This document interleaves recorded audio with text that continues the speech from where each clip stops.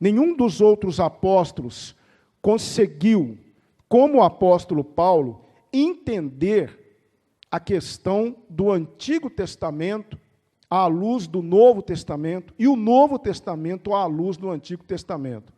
É claro que na época de Paulo, o Novo Testamento ainda não estava pronto, mas ele estava participando desse processo, principalmente através de suas cartas. Então não houve e nem haverá um homem como Paulo em toda a história do cristianismo, embora tenha havido mentes brilhantes ao longo da história da cristandade, como foi o caso de Agostinho de Hipona, como foi o caso de Tertuliano, como foi o caso de Orígenes, como foi o caso de tantos outros que surgiram ao longo da história, e alguns mais recentes, Martin Lloyd-Jones, John Piper agora, e tantos outros que têm uma mente muito afinada com a palavra de Deus. Mas igual o apóstolo Paulo, irmãos, nunca houve e nunca haverá. Esse homem, realmente, seus ensinos são extraordinários. E aqui no capítulo 7 do livro de Romanos, versículos 1 a 6, Paulo continua a sua palavra acerca da justificação. E ele apresentou isso de várias maneiras.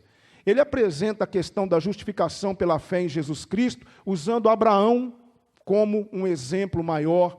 Ele apresenta a questão da justificação pela fé em contraposição à condenação da lei, usando várias figuras. Ele usa também a figura dos escravos, foi o que nós estudamos semana passada, quando ele faz essa analogia, mostrando que, quando nós morremos com Cristo, nós revivemos com Ele, nos identificamos com Ele, e aqueles que não passaram por esse processo ainda estão escravizados pelo pecado, e aqueles que creram em Cristo agora se tornaram escravos de Cristo. Ele usa um elemento, assim como Jesus fazia isso nas suas pregações, usando elementos da natureza, elementos do cotidiano do povo, para ensinar as suas mensagens, para pregar, para fazer as suas proposições. Paulo também faz isso. E ele usa elementos comuns do povo judeu, do povo romano. Quando ele fala de escravo, ele falou de algo que o povo estava familiarizado. Nós vimos isso semana passada. Paulo agora ele vai continuar falando sobre essa ruptura que aconteceu na nossa vida quando nós cremos em Cristo. A partir do momento que nós entregamos a nossa vida para Jesus, houve uma ruptura com o mundo, pelo menos deve haver. Nós estamos agora na classe de doutrina falando sobre isso. É incongruente, é inconcebível você dizer que é um cristão, que realmente é salvo por Jesus, mas ainda não rompeu com a velha vida. Não tem como você servir a dois senhores. Ou você ainda é um escravo do pecado, ou você é um escravo de Jesus Cristo. Não tem como você querer Deus e querer o mundo. Não há como, isso é impossível. Não existe isso. Então, Paulo, primeiro, ele vai, dentro daquele processo de ter um judeu imaginário diante dele, fazendo algumas objeções, ele havia dito, lá no versículo 14 do capítulo 6, que nós não estamos mais debaixo da lei, estamos debaixo da graça. Então, isso levantou dois extremos. Isso levantou o extremo do legalismo, e isso também levanta o extremo da licenciosidade. Ou seja, há muitos, já na época de Paulo, que diziam o seguinte: não, nós seremos salvos pelo cumprimento estrito dos mandamentos da lei. Era assim que o judeu pensava. O judeu, ele era tão aferrado à lei, ele era tão agarrado à lei, que ele não conseguia desvencilhar a salvação da lei. Para o judeu, ele tinha que obedecer os preceitos da lei, os mandamentos de Moisés, embora ninguém consiga cumprir a lei de Moisés, irmãos. Ninguém consegue. A lei de Moisés, ela é impraticável no quesito prático. O objetivo da lei é demonstrar a nossa pecaminosidade. Tanto é que lá em 1 João, capítulo 3, versículo 4, João vai dizer o seguinte: pecado é a transgressão da lei. O que é pecado? É a transgressão da lei. Ninguém consegue cumprir a lei de Deus. Mas o judeu acreditava que sim. Então havia o extremo do legalismo. Também havia o extremo da licenciosidade. Uma vez que nós estamos debaixo da graça, esse é o problema. Uma vez que nós agora somos salvos e não estamos mais debaixo da lei, como Paulo disse, e estamos debaixo da graça, então vamos pecar. Vamos aproveitar a vida. Para que ficarmos nessa preocupação de vivermos uma vida de santidade, de querermos obedecer os princípios, os padrões do cristianismo, se nós já estamos selados? Se salvo significa estar selado e o selo não é retirado, então vamos aproveitar mais ou menos o que os gnósticos ensinavam dentro das igrejas cristãs. Não é? Vamos aproveitar a vida, vamos curtir a vida. O corpo é mau, o corpo é perverso.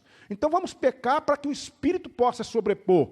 Os judeus, muitos cristãos judeus, pensavam assim também. Não, então, se Paulo está dizendo que nós não estamos mais debaixo da lei, mas debaixo da graça, então para que ficar preocupado com esse negócio de ser santo, de buscar santidade, de obedecer a Deus em todo o tempo? Vamos aproveitar a vida. Não vamos viver a vida nessa austeridade toda que vivemos. Aí Paulo está refutando ambas as proposições. Paulo não quis dizer isso quando ele disse que nós estamos debaixo da graça e não da lei. Paulo está falando que nós somos libertos da condenação da lei.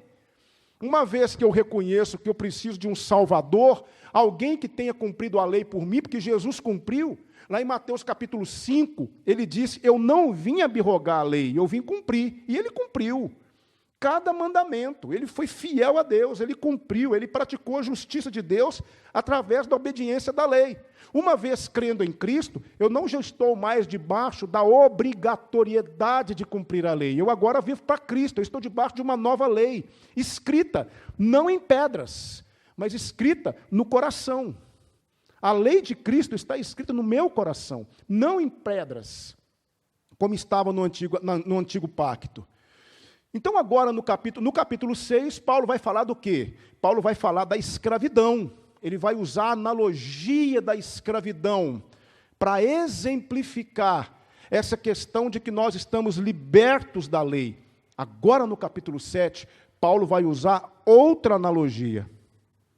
E é aqui que entra o brilhantismo da mente de Paulo. Eu queria pensar com você sobre isso, porque no capítulo 7, Paulo vai falar da lei. Ele quer, porque quer convencer os judeus, não há mais a obrigatoriedade da lei. A lei cumpriu o seu papel. Embora ela não esteja morta, embora a lei ainda perdure para aquele que está debaixo do domínio dela, mas nós que fomos libertos da lei, nós que fomos libertos da obrigatoriedade da lei, nós que fomos libertos do pecado, que é uma demonstração da lei, tanto é que Paulo vai dizer que a força do pecado é a lei. Ou seja, a lei mostra, você é pecador. Uma vez libertos do pecado, eu já não estou mais debaixo da condenação da lei. Então, Paulo quer convencer o romano disso, ele quer convencer a igreja de Roma. E agora, ele vai usar no capítulo 7 a analogia do casamento. Agora, preste atenção como que Paulo vai explicar isso. É uma coisa impressionante. A mente desse homem, irmãos, é objeto de estudo mesmo. A palavra de Deus diz assim, versículo 1, não sabeis vós, irmãos, pois que falo aos que sabem a lei. Paulo não está falando para leigos, ele não está falando para alguém que não conhecia a lei. Ele está falando para cristãos, judeus que conheciam a lei, e para judeus também, que eram praticantes, ou pelo menos se esforçavam para praticar a lei. Porque ele sabia que esses judeus levantariam objeções. Mas ele vai dizer, a lei tem domínio sobre o homem por todo o tempo que vive. O tempo todo nós estamos debaixo do domínio da lei. Nós nascemos sobre o domínio da lei, crescemos debaixo do domínio da lei, estamos o tempo todo sendo acusados pela lei. Aí Paulo vai dizer o seguinte, por quê? Ou seja, o homem está debaixo do domínio da lei, e ele vai comparar isso com o casamento. Por quê? A mulher que está sujeita a seu marido, enquanto ele viver, está-lhe ligada pela lei. Mas, morto o marido, está livre da lei do marido. Existe uma lei no matrimônio. Qual é a lei no matrimônio? Deixará o homem, seu pai e sua mãe, e unir-se à sua mulher, e serão ambos uma só carne. Então, Paulo está dizendo o seguinte aqui, a mulher está sujeita ao marido enquanto ele vive. Eu quero passar para vocês aqui uma ilustração que Augusto Nicodemos contou. Irmãos, eu sou fã do Augusto Nicodemos, tá? Não escondo isso de ninguém. Ele também é sensacional, né? E ele contou uma ilustração que eu achei fantástica, fantástica. Ele disse o seguinte: imagine uma mulher que é casada com um homem metódico, um homem extremamente exigente e rigoroso. Esse homem, ele é tão metódico, mas tão metódico, ele tem um número certo de colheres de pó de café para passar o café, um número certo de tampinhas de detergente para colocar na máquina para lavar a roupa. Na hora de colocar as roupas no varal, você tem que colocar por peças e selecionar. Eu conheço uma pessoa assim, selecionar cores. Eu conheço. Você também conhece, né, amor? Mas é gente boa, né? É gente boa. Não vale o caso aqui, não. Mas eu conheço. Os sapatos são colocados todos, por sua vez, né? Extremamente metódico. E a esposa se esforça ao máximo para agradá-lo. E ela obedece criteriosamente tudo que ele faz. Mas um pequeno erro dela, o que ele faz? Ele acusa. Você é irresponsável, você não consegue, você é uma imprestável, você não consegue fazer nada direito. O tempo todo ela está debaixo do domínio desse homem extremamente exigente, desse homem extremamente radical, e essa mulher sofre debaixo do metodismo desse homem. Eu conheço pessoas assim. E aí, essa mulher começa a imaginar-se, talvez, liberada daquele compromisso com o homem, para poder tentar ser feliz com outro tipo de homem, um outro tipo de casamento. Mas a única forma que ela tem é se o marido morrer. Porque ela não consegue. Não há por parte dele, embora a palavra de Deus mostre ali em Mateus capítulo 19, que a traição, o adultério, também rompe o laço matrimonial, mas não há isso da parte dele. Ele é muito fiel a ela. Então, a única maneira dela ficar livre daquele casamento, para poder ter permissão para casar com outro homem, é se o marido morrer. Mas o marido não morre. O marido não morre. Ela pensou umas 3 vezes em colocar um venenozinho de rato na comida dele, mas ela falou, não vou fazer isso não. Eu não posso fazer isso. O marido não morre. O marido não morre. O marido tem uma saúde daquelas. E ela está ligada a ele. Então, ela sofre todos os dias. E ela sabe, não é? Ela tem conhecimento de um outro homem que também é muito exigente, extremamente exigente.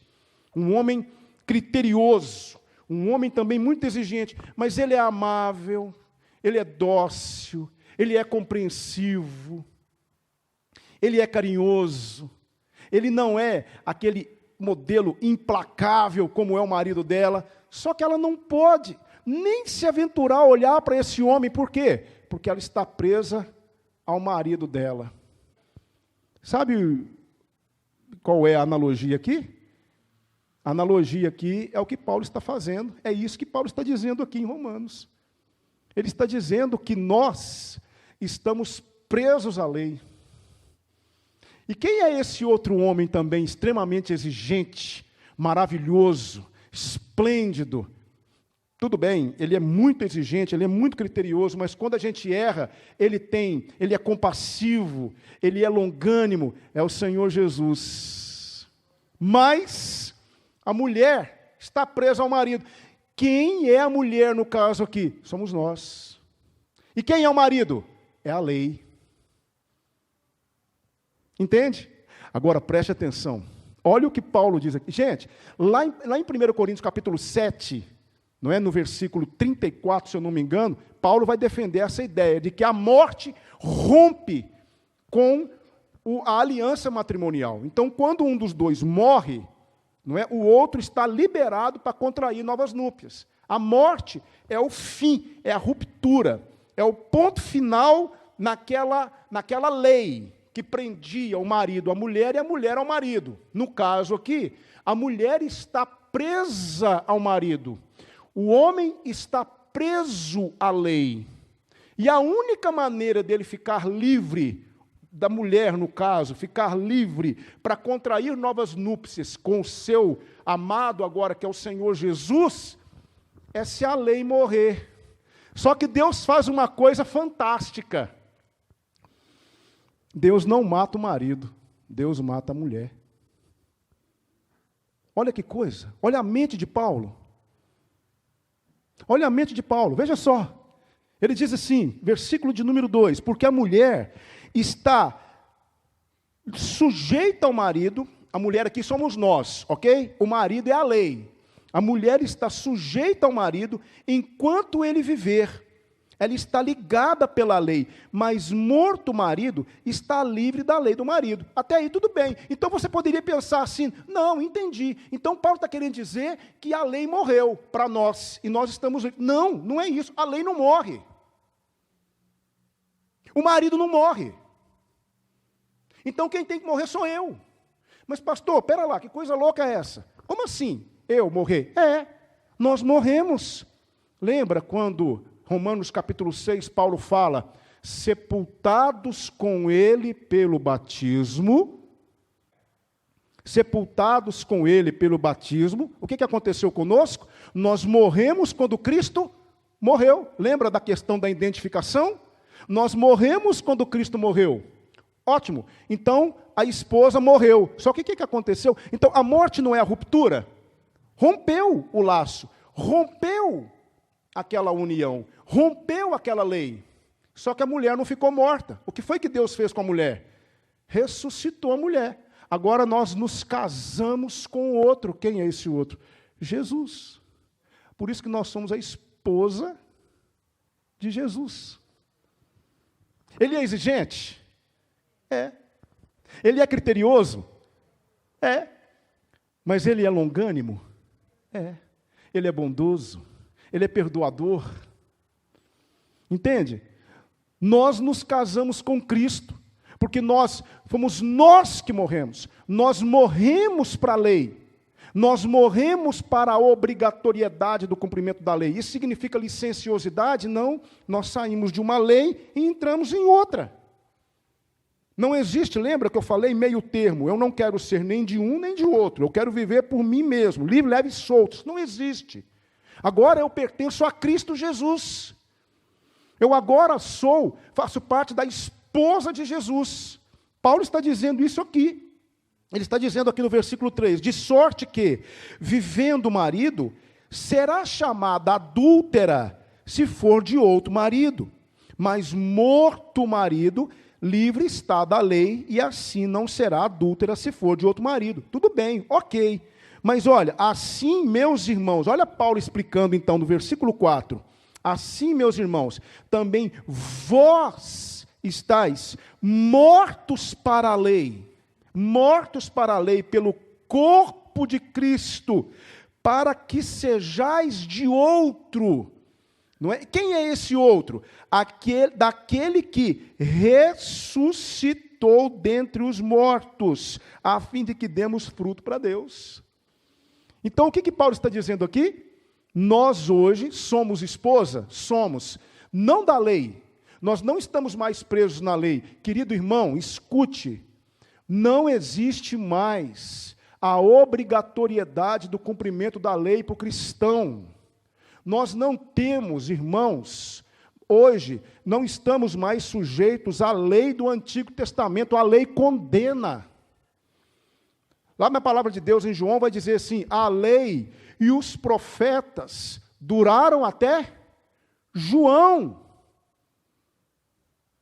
A lei e os profetas duraram até João. Desde então vos é anunciado o reino de Deus. Lá em João também, diz assim, a lei foi dada por intermédio de Moisés. A graça veio por nosso Senhor Jesus Cristo. Olha só a diferenciação que João faz. Paulo vai dizer lá em Colossenses capítulo 2, ninguém vos julgue pelo comer, ou pelo beber, ou por causa dos dias de festa, ou luas novas, ou sábados, que são sombras das coisas futuras. Hoje o cristão não precisa mais obedecer às leis do Antigo Testamento. Porque nós não somos mais esposas da lei. Nós morremos para a lei, não para sair por aí vivendo para pecar. Nós morremos para contrair novas núpcias. Nós estamos presos de novo a uma nova lei. Que lei é essa? A lei de Cristo. Pertencemos a Jesus. Somos a esposa de Jesus. Não somos mais esposa da lei. Deus não matou a lei continua viva. Tanto é que lá na frente, Paulo vai dizer, o mandamento é santo, justo e bom. A lei sempre vai existir para quê? Para condenar, para acusar, para mostrar você é pecador, você não consegue cumprir a lei, você está debaixo de condenação. A lei tem esse objetivo, ela não pode salvar, ela não pode aperfeiçoar. Então, uma vez consciente disso, eu vou apelar para quê? Eu vou morrer, porque eu morro com Cristo, eu me identifico com Cristo. Quando Cristo morre, eu morro. Quando Ele ressuscita, eu ressuscito. E lá em Romanos 6, Paulo vai dizer, vocês agora devem viver em novidade de vida. Então eu morri, ressuscitei, estou livre da lei, agora eu vou me casar com Cristo. Me casei com Cristo, pertenço a Ele e vivo debaixo da lei dEle. Então não há mais como olhar para trás e dizer, eu tenho que guardar sábado, eu não posso comer isso, eu não posso comer aquilo, eu tenho que obedecer isso, eu tenho que obedecer aquilo. Não, se eu estou fazendo isso, é porque eu ainda sou esposa da lei, e eu não rompi esse matrimônio ainda. Eu ainda estou casado com a lei, e todo aquele que está casado com a lei está morto, está condenado. Porque a lei mata. Embora ela seja útil para me mostrar o caráter de Deus e a minha impossibilidade de viver diante de Deus, porque Deus é santo, santo, santo. Então é impossível para mim viver diante de Deus, se eu confiar na lei. Então agora eu morro para a lei, ressuscito e me caso com outro. E me casando com Jesus, o amor dele é tão extraordinário, o amor dele me contagiou tanto, a tal ponto, que Paulo vai dizer aqui no versículo 5, olha só, não, versículo 4, assim, meus irmãos, vós também estáis mortos para a lei pelo corpo de Cristo, para que sejais de outro, daquele que ressuscitou dentre os mortos, a fim de quê? A fim de que demos fruto para Deus. Versículo 5, porque quando estávamos na carne aqui não é a composição física, mas é a nossa predisposição, o nosso desejo de pecar. Quando estamos na carne, as paixões dos pecados que são pela lei, operavam em nossos membros para darem fruto para a morte. Ou seja, antes nós produzíamos o quê? Nós estávamos mortos e tudo aquilo que produzíamos contribuía para que estejéssemos mais mortos. Os frutos que produzíamos eram frutos para a morte. Tudo que eu fazia em decorrência da morte. É por isso que hoje você vê alguém aí fora vivendo sem Cristo, vivendo uma vida de licenciosidade, de pecaminosidade. Ele faz para que ele se torne cada vez mais morto. Agora, uma vez, olha só... Uma vez, mas agora temos sido libertados da lei, temos morrido para aquilo em que estávamos retidos, para que sirvamos em novidade de espírito e não na velhice da letra. Resumindo o que Paulo está dizendo aqui, nós fomos libertos da lei. Paulo está defendendo isso o tempo todo. Se alguém chegar perto de você e dizer para você que você tem que guardar leis do Antigo Testamento, você não tem, irmão. Porque você morreu para a lei. Você hoje é esposa de outro. Quem é ele? Jesus Cristo. Você não é mais esposa da lei. Você não está mais preso à lei.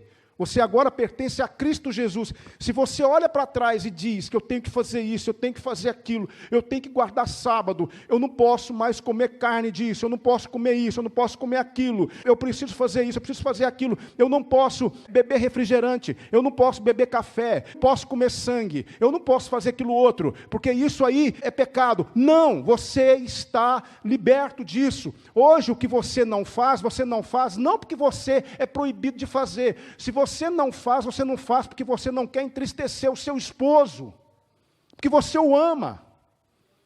O que nós não fazemos não porque somos proibidos. Eu posso fazer o que eu quiser. Eu posso fazer o que eu quiser. Como eu amo a Jesus Cristo, eu não vou fazer mais o que eu quero, eu vou fazer o que Ele quer. É isso que Paulo está querendo dizer aqui. É isso que ele está dizendo. Então hoje eu não me entrego à dissolução, por quê? Porque isso entristece meu marido. Estranho falar isso, né? Isso entristece meu marido. Eu não posso falar esposa, tem que falar marido. Não, hoje eu não lanço mão mais desses pecados, por quê? Porque eu não quero entristecer meu marido. Isso não agrada e eu não vou desagradar o meu marido. Olha a diferença. Antes você não fazia porque você não podia. Agora você não faz porque você não quer. Isso se chama liberdade. Entende? Por que eu não saio por aí bebendo todas? Porque eu não quero. Porque eu posso. Eu posso fazer isso? Posso. Mas por que eu não vou me entregar à bebedeira? Porque isso desagrada o meu marido. Eu posso sair por aí e ter uma vida de promiscuidade? Posso. Paulo não disse isso? Todas as coisas me são lícitas, mas nem todas as coisas convêm. Então eu posso, mas eu não vou entristecer o meu marido. E esse fato de não querer entristecer meu marido me faz ser fiel à minha esposa. Não, eu posso, pastor, eu posso ir para a balada? Posso ir para a balada, posso dançar a noite toda, eu posso fazer o que eu quero, mas por que eu não vou? Porque eu não quero entristecer meu marido. Olha a diferença. Posso fazer o que eu quiser, mas hoje eu estou livre. Antes eu era condicionado a isso, porque eu estava casada. Mas é isso mesmo que Paulo está dizendo. Aí. Olha para você ver, ele está chamando a gente de mulher. Está ou não está? Ele está chamando a gente de mulher. Então eu vou ter que dizer, eu estava casada com a lei. Entende? Mas eu morri. Deus não foi lá matar a lei, Luciano. A lei continua viva. Esse homem implacável, esse homem exigente, que não perdoa nada, que é a lei, continua vivo. E tem muita gente casada com ele ainda. Mas um dia veio alguém nesse mundo que morreu por mim. Esse alguém é Jesus, ele morreu por mim. E ele ressuscitou. E como ele, eu também morri. E ressuscitei. Eu mostro isso onde? No batismo. Eu ressuscitei. Então agora eu não tenho mais esse vínculo com a lei. Foi rompido. Eu morri, acabou. A morte rompe. E me casei com outro. Então hoje, querido, eu não faço muita coisa. Não porque eu não posso, mas porque eu amo meu marido, que é Jesus. E eu não vou entristecê-lo. É diferente ou não é? Entenderam o que Paulo quis dizer? Entenderam a mente de Paulo? Que coisa fantástica. Então, querido, eu vou encerrar e passar para as aplicações. Meu querido irmão, minha querida irmã, talvez tenha na sua cabeça aquela dúvida assim, pastor, qual que é o dia que nós temos que cultuar a Deus, sábado ou domingo? Não, nós temos que guardar o sábado, porque o sábado é o dia do Senhor. Se você está querendo guardar sábado, se você está querendo guardar leis do Antigo Testamento, você ainda pertence à lei. Você ainda está casado com a lei. E se você está casado com a lei, você está morto. Você não pertence a Jesus. Você ainda não se casou com Jesus. Agora, se você quer se casar com Jesus hoje, morra para o seu marido. E você estará livre para contrair novas núpcias com o noivo que te espera. Que é Jesus Cristo. Que te liberta do domínio da lei. Entende? Eu quero aprender com você, mas a primeira lição que eu quero aprender aqui é a seguinte: se ainda nos justificamos por aquilo que fazemos, estamos casados com a lei.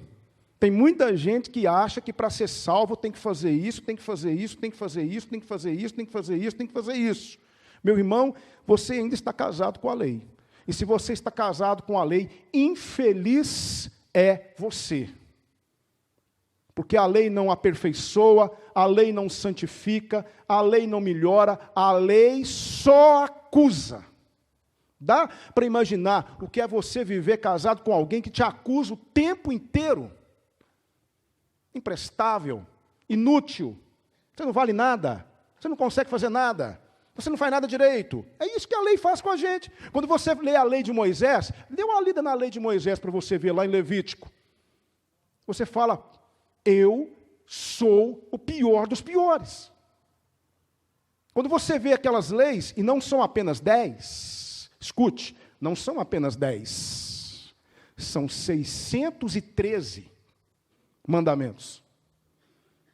Tiago disse o seguinte, se você quiser cumprir a lei e escorregar em um só ponto, você já se fez culpado de todos. Paulo vai dizer lá em Gálatas capítulo 3, maldito aquele que não permanecer, se você quer optar por obedecer à lei, eu quero. Você quer realmente obedecer à lei do Antigo Testamento? Quero. Escute, maldito aquele que não permanecer em tudo o que está escrito no livro da lei para cumprir. Se você quer obedecer à lei, então você tem que obedecer 613 mandamentos todos os dias, sem escorregar em um só. Você consegue? Eu não consigo. Então, quer saber de uma coisa? Cansei desse casamento. Eu vou morrer, porque eu quero casar com outro. E eu vou morrer. Pum, morri. Acabou a lei. Ressuscitei. Agora eu vou casar com Jesus. Então não quero nem saber da lei, eu quero saber de Jesus. Quero viver para Jesus. Quero viver para essa nova lei que me rege. Então, se você ainda está se justificando por aquilo que você faz, você ainda está casado com a lei. A lei nos prende, Cristo nos liberta. Você se sente livre hoje? Amém, querido. Então você é esposa de Jesus. Porque a lei prende você. Você está preso à lei. Enquanto você não morrer, você não conseguirá se livrar do jugo da lei. E a última aplicação para nós, o cristão não está mais debaixo da lei. Mas por que alguns insistem em ficar lá? Ô meu irmão, se você ainda está preso à lei, se você ainda acha, realmente, eu respeito sua opinião. Se você falar para mim assim, pastor, eu não como sangue. Tudo bem, por que você não come sangue? Ah, porque eu tenho medo, sangue pode ter alguma bactéria, eu não confio, como? Ótimo, eu respeito totalmente sua defesa, sua apologia.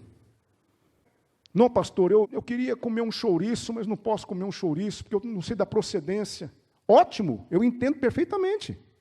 Faz mal, pastor, eu não confio, eu acho que aquilo não traz saúde para a gente. Ótimo, joia, não vou discutir com você. Agora, se você falar para mim, eu não como sangue porque é proibido pela palavra de Deus, não é mais. Porque a Bíblia diz que Jesus Cristo tornou puro todos os alimentos. O que foi que Jesus disse? O que contamina o homem não é o que entra pela boca, mas é o que sai. Aí lá está dizendo, lá em Marcos, assim ele declarou limpos todos os alimentos. Paulo vai dizer lá em Romanos 14, versículo 17, o reino de Deus não é comida nem bebida, mas justiça, paz e alegria no Espírito Santo. Reino de Deus não pode, não toca. Irmão, todo grupo religioso que começa a inventar regra dentro da igreja, com todo o respeito aos grupos religiosos, mas não pode cortar cabelo, não pode raspar as axilas, o homem não pode ter barba, não pode ver televisão, não pode isso, não pode aquilo. Eu respeito, eu não vou lá causar intriga e brigar com quem pensa desse jeito, mas isso é legalismo. Ontem uma irmã me mandou uma mensagem perguntando, pastor, como é que faz? Porque tem uma irmã aqui na igreja que é cabeleireira. Ela é cabeleireira. Como é que faz, pastor? Eu preciso aconselhar essa irmã. Ela é cabeleireira. Agora ela foi para uma igreja aí, e os irmãos lá estão acusando ela o tempo inteiro, falando, você está pecando. Por quê? Porque você é cabeleireira. Eu ouvi isso ontem. Viu, Stephanie, Jennifer, irmã Silvânia? Vocês também mexem com o cabelo, não é? Vocês estão pecando. Por quê? Porque mulher não pode cortar cabelo. Aí ele me perguntou, pastor, como é que fica isso? Eu falei, minha querida irmã, isso é cultural. Quando Paulo falou para as mulheres não cortar o cabelo lá em Corinto, é porque a cidade de Corinto era uma cidade pervertida e haviam as prostitutas cultuais.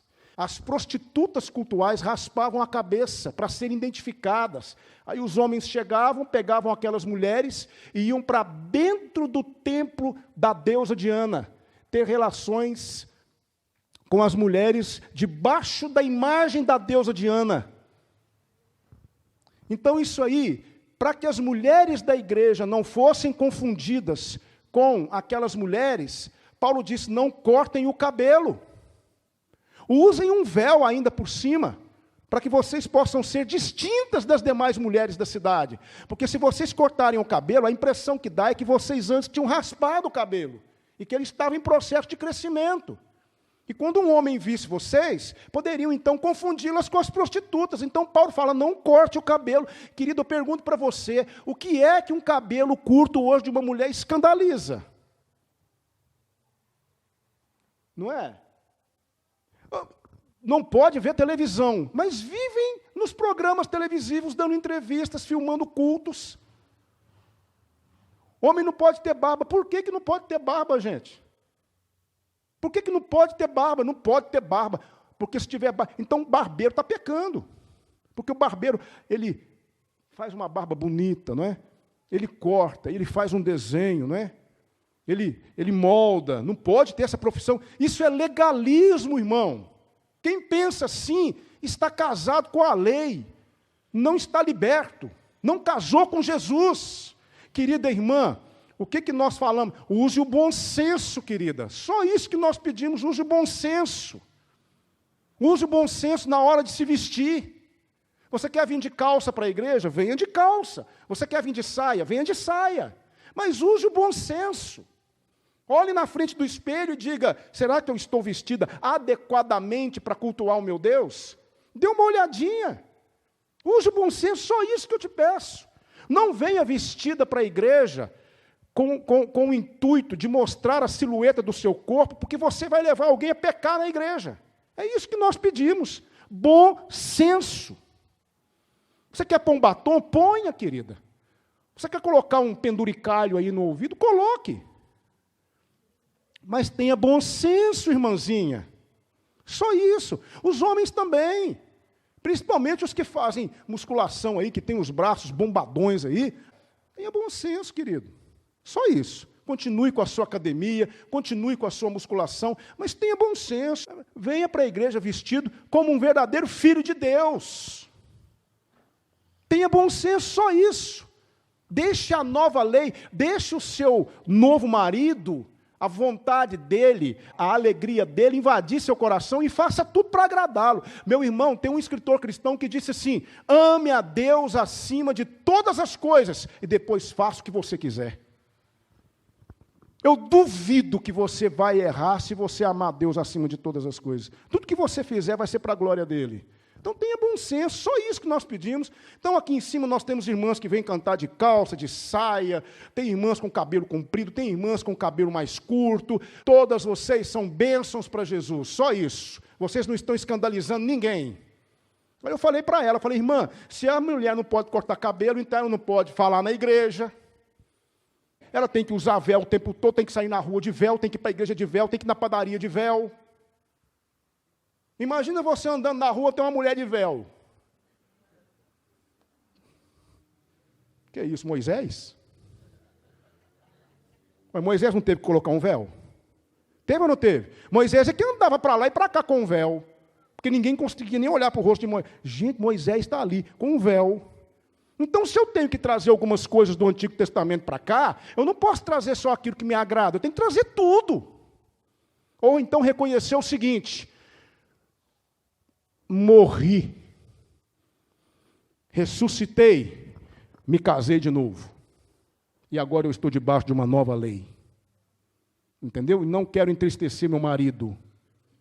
Vou viver para ele, vou obedecê-lo, mas a nova lei de Cristo. Por isso, querido, cuidado com o legalismo, cuidado com não posso, não posso. Não existe não posso no cristianismo, não existe. O que existe no cristianismo é não devo, porque eu sou livre. Então, o cristão não está mais debaixo da lei. Mas por que alguns insistem em ficar lá ainda? Sendo que a lei acusa o tempo inteiro. Vai ser masoquista, sim, lá em Jerusalém. Vai ser masoquista, sim, em Jerusalém. Não é? Não, não posso. O judeu, o fariseu, ele era tão meticuloso que só para o sábado, ele inventou 39 leis. Só para o sábado. Você não pode cuspir no chão e fazer lodo. Está trabalhando. Não pode caminhar mais do que 1 quilômetro. Está trabalhando. Irmão, isso é legalismo. E nós fomos libertos disso porque nós morremos para a lei. Nós não somos mais esposas da lei, somos esposas de Cristo. Vamos orar?